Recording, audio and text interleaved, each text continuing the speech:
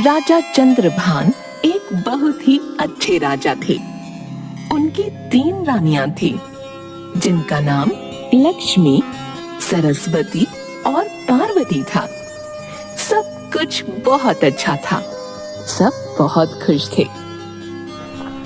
चंद्रभान के राजा बनने से उनकी प्रजा भी उनसे बहुत खुश थी। लेकिन राजा और रानियों को बस एक ही बात का दुख था कि उनकी कोई औलाद नहीं थी।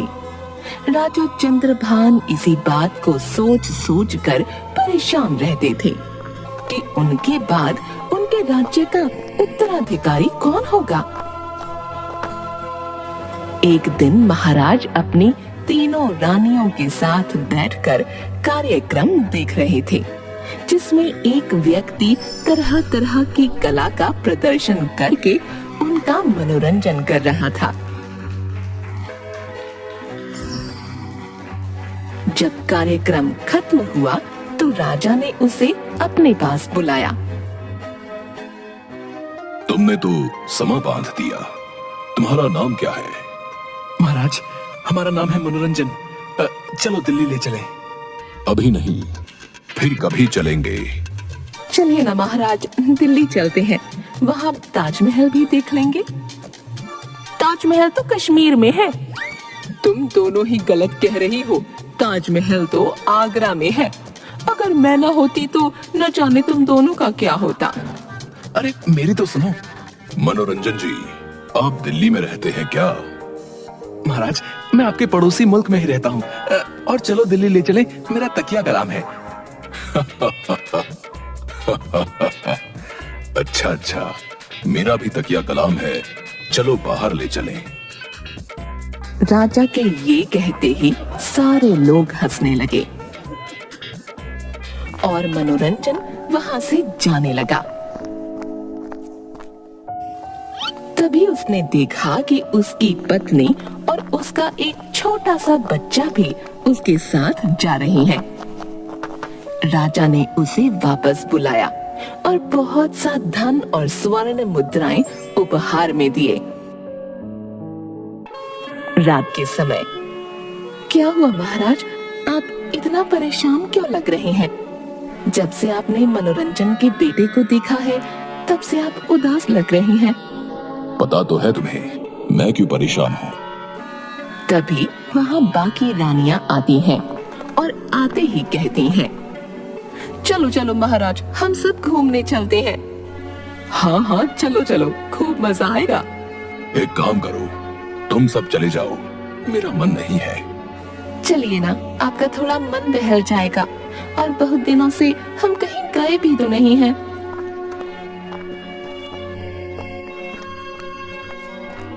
रानियों के कहने पर राजा चंद्रभान घूमने जाने के लिए राजी हो जाती हैं। ठीक है, तो तुम लोग तैयारी कर लो, हम लोग कल सुबह घूमने के लिए जाएंगे। 3 रानियां तैयारियों में लग जाती हैं। रात होती है, चंद्रभान अपने कमरे में जाते हैं। तब वहाँ कोई नहीं होता। 3 रानियां घूमने जाने की तैयारी में लगी हुई थीं। चंद्रभान अपने बिस्तर पर लेट जाता है और मन ही मन सोचने लगा, मैंने कभी किसी का दिल नहीं दुखाया, हमेशा सबकी मदद की है, फिर भी न जाने भगवान मेरे साथ ऐसा क्यों करते हैं। राजा चंद्रभान यही सब सोचते सोचते सो गए। उसी रात उनके सपने में एक पंडित जी आए। राजा चंद्रभान, अब तुम्हारे दुखों के अंत होने का समय आ गया है। कल तुम जब घूमने जाओगे, तुम्हें एक आम का पेड़ दिखाई देगा, जिसकी डाली पर 3 आम लगे होंगे, जिनको तोड़कर तुम अपनी बीवियों को खिला देना। ऐसा करने से तुम्हें जरूर संतान का सुख प्राप्त होगा। इतना कहकर वो पंडित वहाँ से गायब हो गए। तभी राजा चंद्रभान की आंख खुल गई और वो इधर उधर देखने लगा। अरे, ये तो सपना है, मैं ज्यादा सोच रहा हूँ, इस वजह से ही मुझे ऐसे सपने आ रहे हैं। राजा यही सोचकर सो गए। अगले दिन उन्होंने अपना ये सपना अपनी तीनों रानियों को बताया। अगर आपको ये सपना आया है तो जरूर ही कुछ होगा। हाँ, जीजी सही कह रही है। और वैसे भी हम घूमने तो जा ही रहे हैं, ढूंढने में क्या दिक्कत है, ढूंढ लेंगे। दोनों रानियां चंद्रभान को उस पेड़ को ढूंढने के लिए कहती हैं, लेकिन सबसे छोटी रानी कुछ नहीं कहती। चलो चलते हैं, घूमने चलते हैं। सभी लोग घूमने के लिए जाते हैं।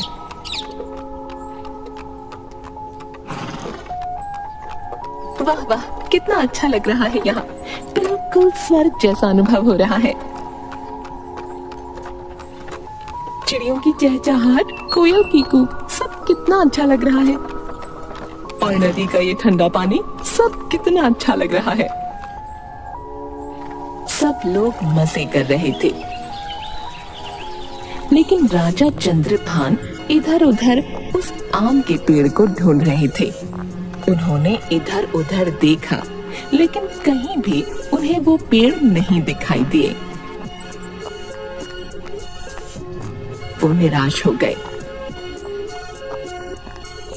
मैं फालतू में ही इतना सोच रहा हूँ। मैं ये भूल गया था कि वो एक सपना है। महाराज, चलो आगे चलते हैं। चलो। वो लोग आगे जाने लगते हैं। तभी उन्हें रास्ते में एक पंडित दिखाई देता है। उन्हें देखकर उनके मन में एक आस जग जाती है। वो उनके पास जाते हैं। बाबा, यहाँ कहीं आम का पेड़ है? हाँ, पास में ही एक आम का पेड़ है, लेकिन वो तो काफी साल पुराना है। अब तो उस पर फल भी नहीं आते हैं। अच्छा, फल भी नहीं आते? चलिए ठीक है। राजा चंद्रभान अपनी रानियों के साथ आगे जाने लगते हैं। तभी उन्हें वो आम का पेड़ दिखाई दिया। वो उस पेड़ के पास गए तो उन्होंने देखा कि उस पेड़ पर केवल 3 आम थे। अरे, ये कैसा पेड़ है, इस पर तो बस 3 ही आम हैं। चंद्रभान उन आमों को देखकर खुश हो गया। उसने तुरंत अपने सेवकों को उन आम को तोड़ने के लिए कहा। सेवकों ने आम तोड़कर राजा को दे दिए। राजा आम देखकर बहुत खुश हुए। अब मेरा पिता बनने का सपना जरूर पूरा होगा। राजा आम को अपने पास रख लेते हैं और थोड़ी देर घूमने के बाद वो लोग वापस महल आ जाते हैं। महल आने पर उन्होंने वो तीनों आम निकाले और अपनी रानियों को बुलाया। ये तीनों आम तुम तीनों खा लो। इसे खाने से तुम तीनों गर्भवती हो जाओगी। दोनों रानियों ने आम लिए, लेकिन सबसे छोटी रानी लक्ष्मी ने वो आम नहीं खाया, क्योंकि उन्हें आम बिल्कुल पसंद नहीं था और वो इन सब चीजों पर भरोसा भी नहीं करती थी। जब ये बात राजा को पता चली तो राजा बहुत गुस्सा हुए। वो इतना ज्यादा गुस्सा हो गए कि उन्होंने लक्ष्मी को अपने महल से निकाल दिया। महल से निकलने के बाद वो जंगल में अपना जीवन यापन करने लगी। कुछ दिनों बाद चंद्रभान की दोनों रानियां गर्भवती हुईं। इधर राजा की तीसरी रानी भी गर्भवती हुई और कुछ महीनों बाद तीनों रानियों ने एक एक पुत्र को जन्म दिया। लक्ष्मी के बेटे ने बड़ा होते होते कई विद्याएं ग्रहण कर लीं। एक दिन लक्ष्मी ने उसे अतीत की बात बताई और महल जाकर राजा की सेवा करने के लिए कहा। भरत अपनी माँ की बात मानते हुए महल की ओर चल दिया। प्रणाम महाराज। प्रणाम। कौन हो तुम और कहां से आए हो? महाराज, मैं यहाँ काम की तलाश में आया हूँ। ठीक है, तुम हमारी सेना में शामिल हो जाओ। जी महाराज। भरत राजा चंद्रभान की सेना में शामिल हो गया और कुछ ही दिनों में वो सेना का सेनापति बन गया। वो हर कला में निपुण था। राजा चंद्रभान उससे बहुत खुश रहते थे, लेकिन उसके दोनों बेटे करण और अर्जुन उससे बहुत जलते थे। एक दिन भैया, इसका कुछ तो करना पड़ेगा, ऐसे तो ये धीरे धीरे महल में आ जाएगा।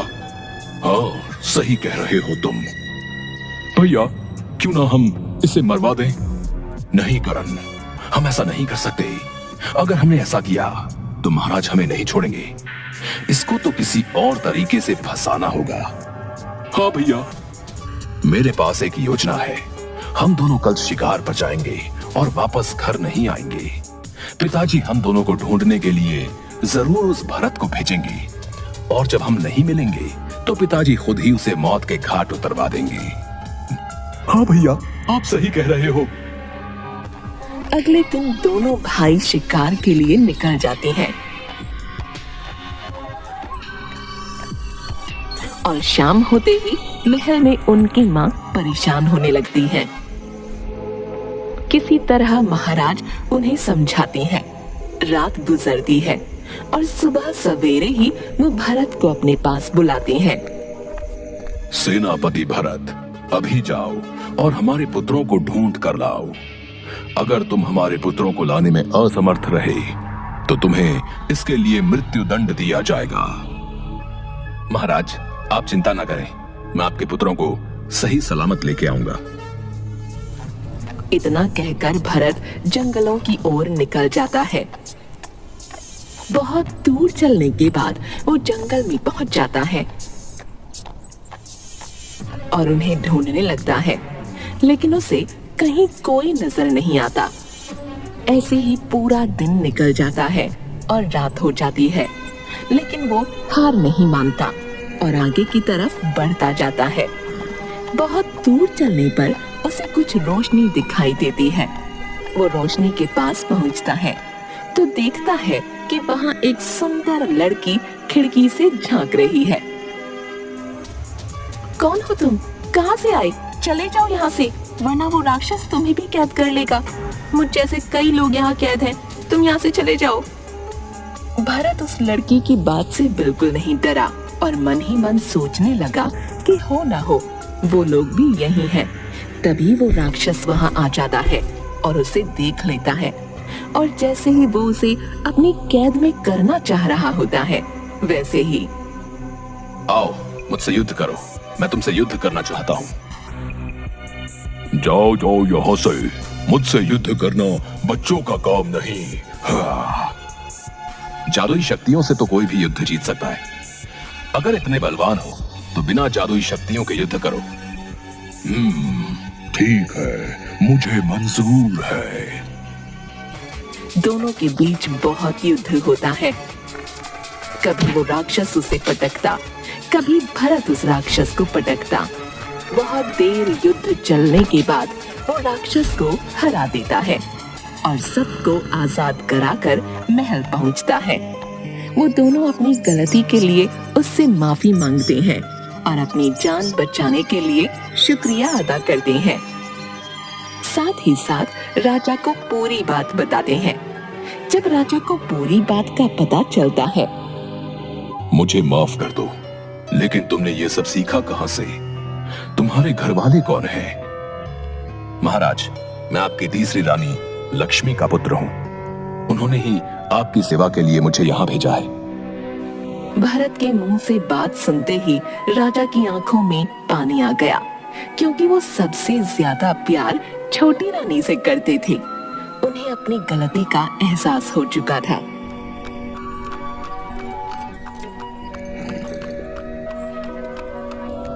और अपनी गलती की माफी मांगी और वापस अपने महल साथ लेकर आ गए।